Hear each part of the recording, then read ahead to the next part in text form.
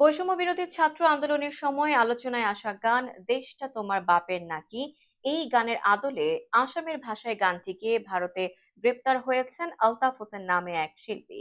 তাকে গত রোববার গ্রেপ্তার করেছে আসাম পুলিশ। ভারতীয় সংবাদ মাধ্যম এনডিটিভি জানিয়েছে, আলতাফ আসামের ধুবড়ী জেলার বাসিন্দা। তিনি বহু গানের বিতর্কিত সংস্করণ গাওয়ার জন্য পরিচিত। বাংলাদেশের আন্দোলনের গান দেশটা তোমার বাপের নাকি এর আদলে অসমীয়া ভাষায় গান গেয়ে প্রতিবাদ করার জন্য গ্রেপ্তার হয়েছেন তিনি। পুলিশ দাবি করেছে, এই গানের মাধ্যমে মাতৃভূমিকে অসম্মান করেছেন তিনি, সেই দায়ে তাকে গ্রেপ্তার করা হয়েছে। এদিকে গানটি সামাজিক যোগাযোগ মাধ্যমে ব্যাপক সাড়া ফেলেছে।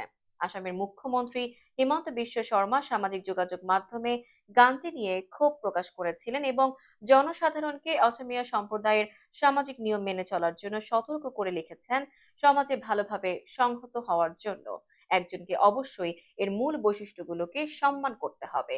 জানা যায়, আলতাফের গানের ভিডিওটি সামাজিক যোগাযোগ মাধ্যমে কয়েক হাজার বার দেখা হয়েছে। তবে সেই গানের তীব্র সমালোচনা করেছে স্থানীয় বিভিন্ন জাতিগোষ্ঠী।